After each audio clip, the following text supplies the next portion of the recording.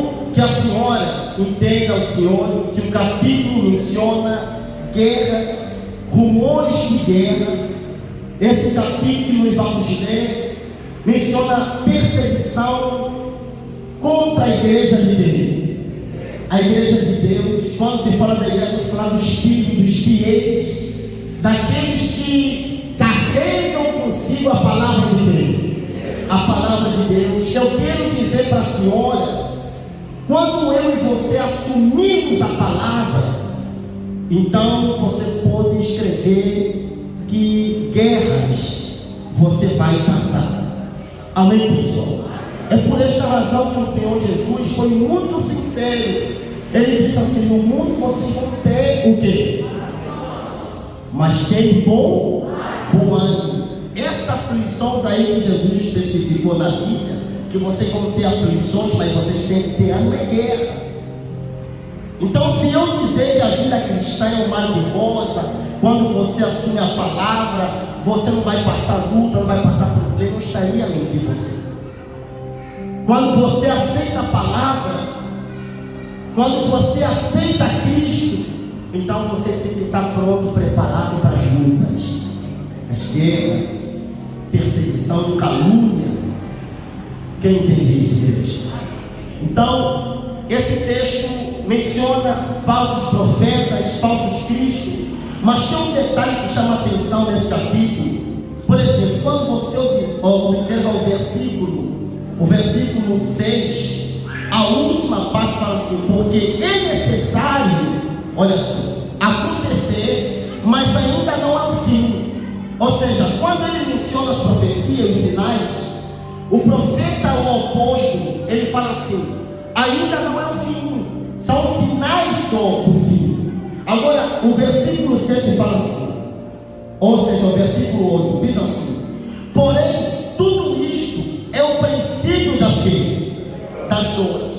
Presta atenção, o que a Bíblia está dizendo é que tudo aquilo que eu e você estamos a ver ainda não é a vida de Cristo, porque outras coisas vão acontecer, coisas ruins vão acontecer. Por que as coisas ruins vão acontecer? Será que é a vontade de Deus que as coisas difíceis aconteçam, fome, crise? Será que é da vontade de Deus que tudo isso aconteça? Não, não é da vontade de Deus. Amém, pessoal? A tristeza, o sofrimento da humanidade não tem nada a ver com a vontade de Deus. Acontece que o pecado na vida humana é tão terrível que leva o ser humano a cometer loucura. Porque uma pessoa que se entrega no pecado e no mal, não há limite para as loucuras que ele pode fazer. E quando uma pessoa se entrega para Jesus e serve Deus, as coisas são diferentes. Amém, pessoal? Mas quando uma pessoa se afasta de Deus e se entrega ao mal, então as coisas começam a acontecer na vida da pessoa. Quando o Senhor Jesus disse assim: sem mim nada podeis fazer.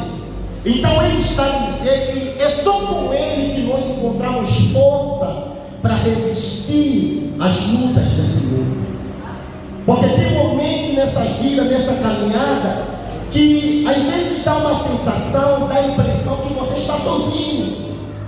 Às vezes você luta daqui é problema, luta dali é problema. Se dissesse ainda que é uma pessoa fraca, que não ora, não busca Deus, é outra coisa. Mas é pessoa que ora, dobra o joelho de madrugada, de manhã quando levanta, dobra o joelho para agradecer a Deus, entrega o dia, os caminhos, e tudo que for fazer, entrega na mão de Deus. Na mão de Deus, mas o caminho onde você vai é luta, é dificuldade, é barreira, é obstáculo. E você começa a se questionar: meu Deus, por que isso está acontecendo? Se eu oro, eu busco, eu obedeço a tua palavra, a tua lei, por que isso está acontecendo? Então você aqui começa a entender que perseguições vão surgir na vida daqueles que têm a palavra. Quando o Senhor Jesus, Maria deu a luz de Jesus, Satanás ele já tentou fazer de tudo para impedir que Jesus viesse ao mundo, porque os magos foram os primeiros homens a verem a estrela de Jesus. Mas ainda assim Jesus venceu. Num sítio desconfortável, em uma manjedoura, filho de Deus, mas nasceu numa manjedoura, num sítio desconfortável. Quando Jesus cresceu depois do batismo das águas do Espírito Santo, a Bíblia fala que Satanás novamente no deserto, ele foi e tentou Jesus de várias maneiras, de várias formas. Ele tentou Jesus. Tudo que Satanás queria é fazer Jesus pecar contra Deus. E o pecado, pessoal, é a única coisa que nos afasta da graça de Deus. Da graça de Deus. É o pecado. O pecado é a única coisa que nos afasta da salvação, do reino de Deus. Satanás não queria que Jesus voltasse triunfante no reino onde ele já estava. Satanás não queria que Jesus voltasse lá e os anjos ficassem prontinhos, combateste o bom combate. Satanás queria que Jesus perdesse tudo que ele já tinha no ser, mas tentando conduzir Jesus para cometer o quê? Pecado. Para pecar. Ele fez de tudo, mas mesmo fazendo de tudo, ele não conseguiu. Por quê? Porque o Espírito Santo fortalecia ele, a Jesus. É por isso que é importante o Senhor valorizar o culto de quarta-feira. Porque nesse culto de quarta-feira, onde nós falamos da salvação e do reino de Deus. Porque, pessoal, esse mundo que nós vivemos é real.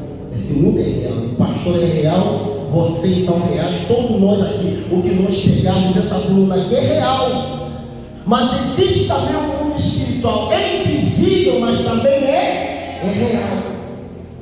Glória a Deus, igreja. Nesse momento, existe um inferno e pessoas lá no inferno que estão lá, bem vivos como eu e vocês estamos vivos aqui. Só que